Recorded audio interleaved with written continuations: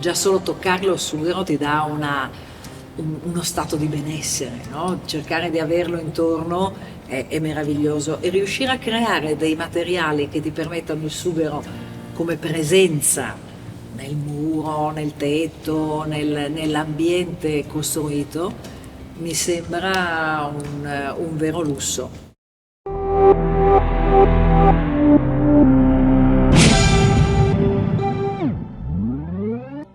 Ho un ricordo di quando ero bambina e avevo un grandissimo desiderio di fare una casa con le mie mani, avevo anche tutta un'utopia di immaginare amici intorno a me, tutti avevamo fatto una casa.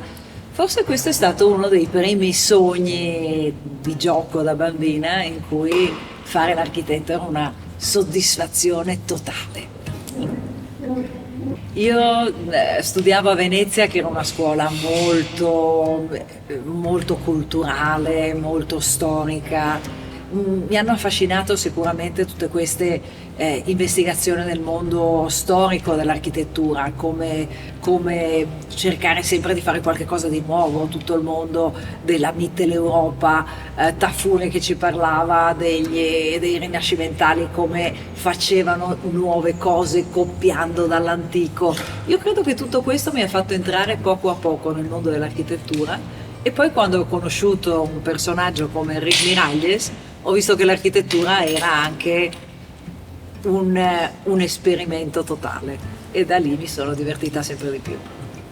Lo studio Miralles Tagliabue porta il nome di Enric Miralles ancora, che è stato per me un maestro, che è morto nell'anno 2000, quindi ormai 23 anni fa, però che ha dato un'impronta per me e per moltissimi di quelli che lavorano nel nostro studio importantissima. Enric adorava provare a fare cose nuove, aveva una maniera come di affrontare i problemi sempre molto scioccante, molto inaspettata, e questo dava ai progetti qualche cosa di molto speciale. Però nello stesso tempo era anche molto concreto e anche molto reale, con un rispetto fortissimo verso i materiali, verso quello che esiste, no? E questo fa che l'architettura sia più organica, sia più naturale, più legata a una materia quasi animata.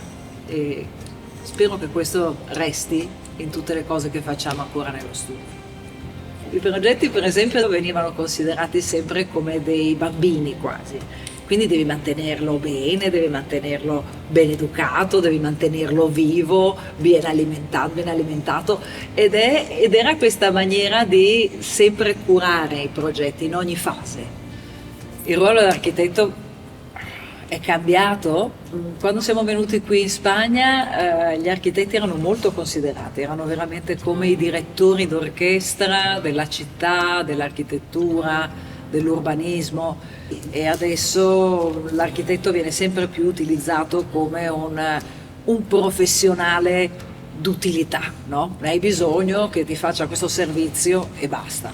Però io credo nell'architetto umanista, un architetto veramente che abbia un concetto, un ideale, un desiderio, e che offra alla società un'architettura che abbia una finalità precisa, che io credo che sia dare un mondo dove si vive meglio.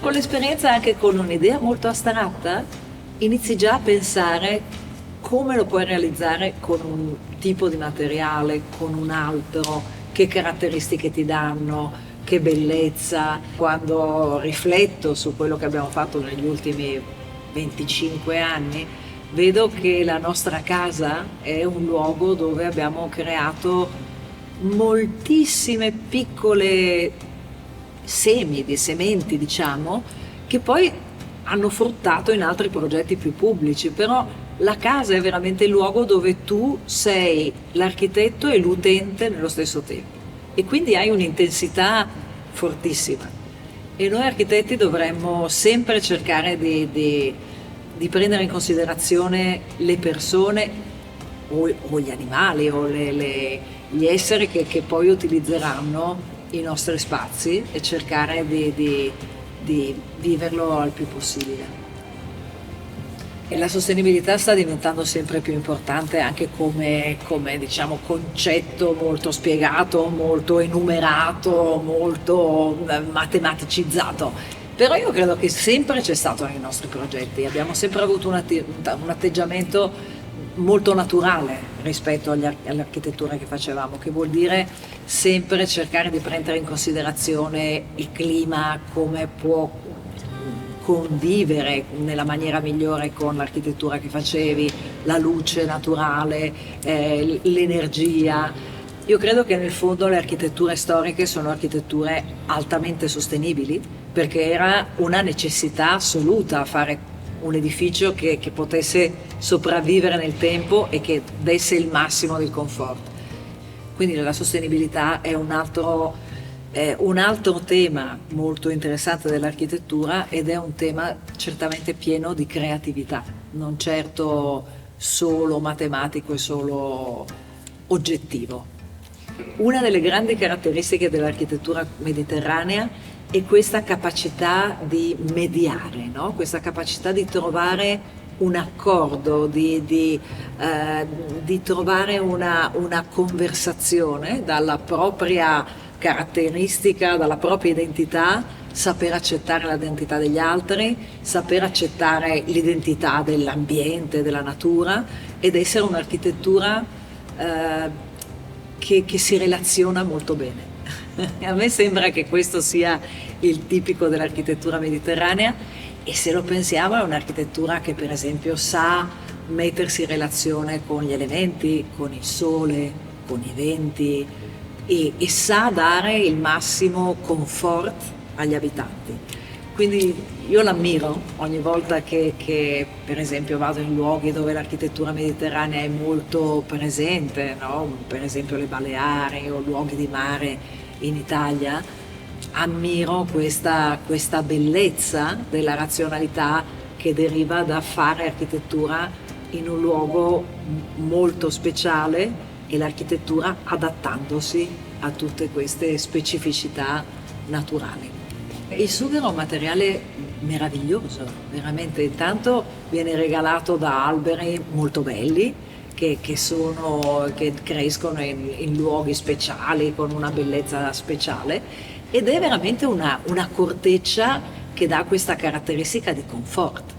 In principio già solo toccarlo il sughero ti dà uno stato di benessere, no? Cercare di averlo intorno è meraviglioso, e riuscire a creare dei materiali che ti permettano il sughero come presenza nel muro, nel tetto, nell'ambiente costruito, mi sembra un vero lusso.